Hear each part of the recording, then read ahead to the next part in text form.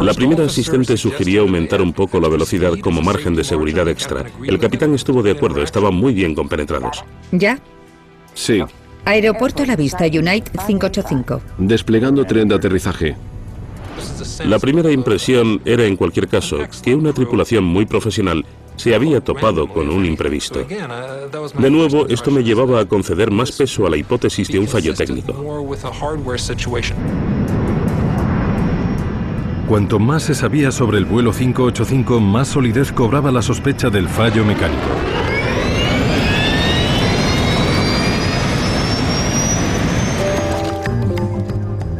Cada vez cobraba más vigor la posibilidad de que el avión hubiera sufrido un problema catastrófico en los controles de vuelo. Los investigadores enseguida empezaron a sospechar del timón de cola. Después de descartar el fallo en otras superficies flexibles de control de vuelo que pensábamos que podía haber contribuido al vuelco, empezamos a encontrarnos en el timón de cola. Levántalo para que pueda echarle un vistazo. Los investigadores empezaron a examinar el timón de cola sobre el terreno, pero la violencia del impacto complicaba extremadamente la tarea. No queda casi nada. La mayor parte de las piezas del avión estaban demasiado dañadas o quemadas como para realizar pruebas con ellas.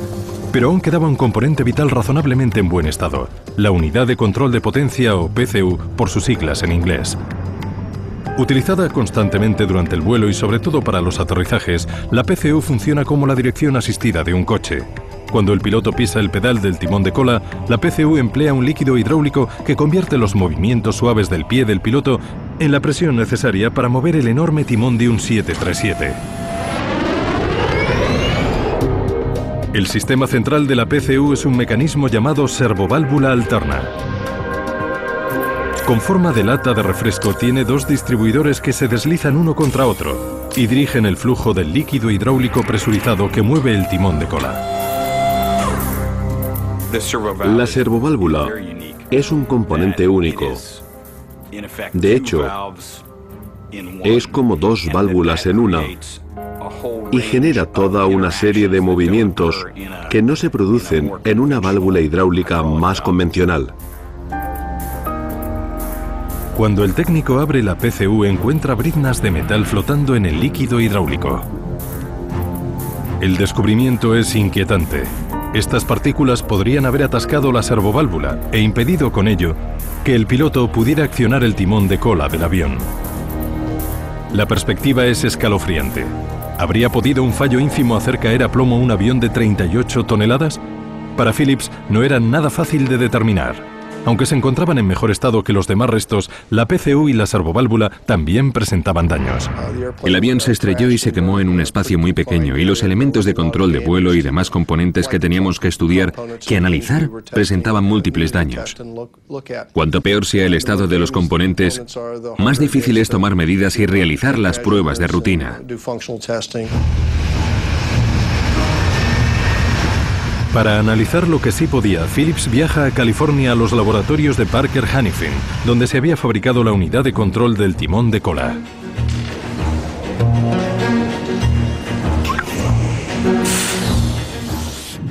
Las intrigantes briznas de metal que flotaban en las cámaras de la PCU se descartan como posibilidad. A Phillips le informan de que los filtros evitan que pasen a la delicada servoválvula que dirige el líquido y mueve el timón.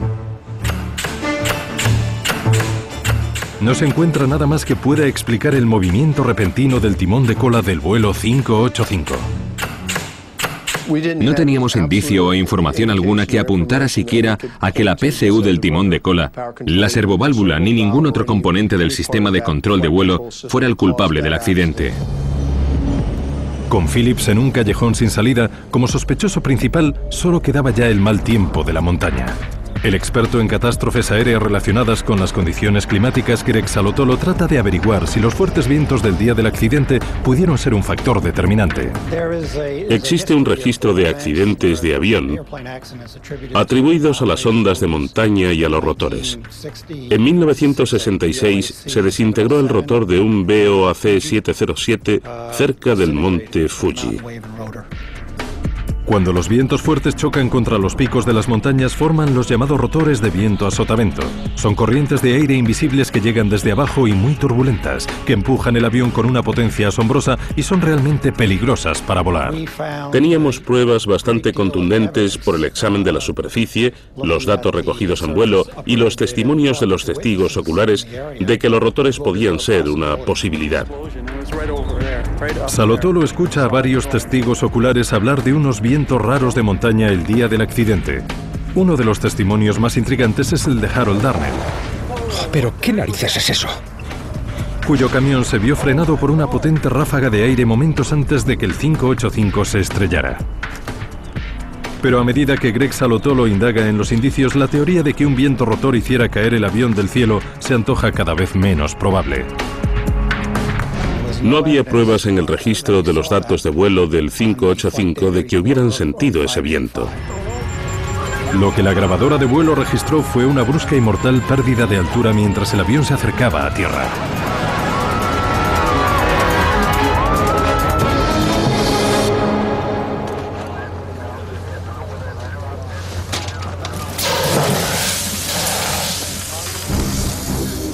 Habían pasado 21 meses desde que comenzara la investigación del accidente del vuelo 585 de la United Airlines.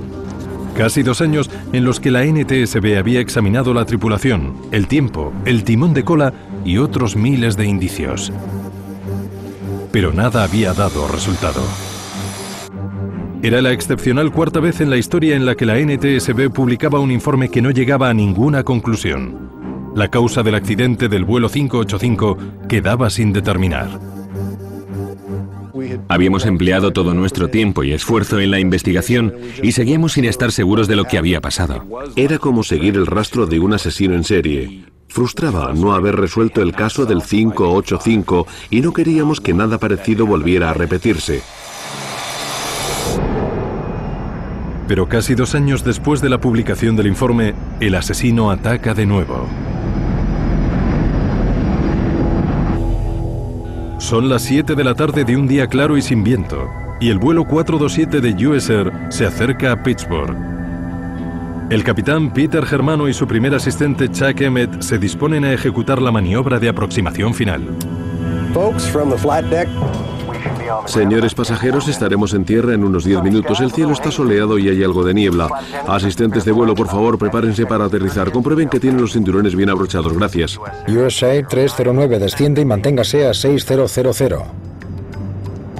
Al tiempo que se acercan al aeropuerto, los pilotos están pendientes de otro vuelo que va a unos 10 kilómetros por delante de ellos. Observando el tráfico, girando 100. User 427. Veo el chorro del reactor. Uf. Al pasar por la turbulencia que ha dejado el otro vuelo, el avión se vuelve repentina y peligrosamente hacia la izquierda. Sujétate, sujétate, sujétate. ¡Mierda! Ninguna de las acciones de los pilotos parece tener efecto alguno.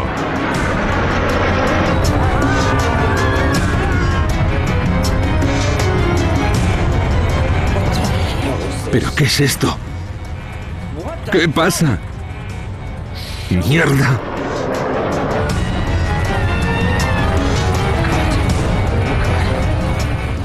¡427, emergencia! ¡Dios mío! ¡Arriba! ¡Arriba! ¡Dios mío, no!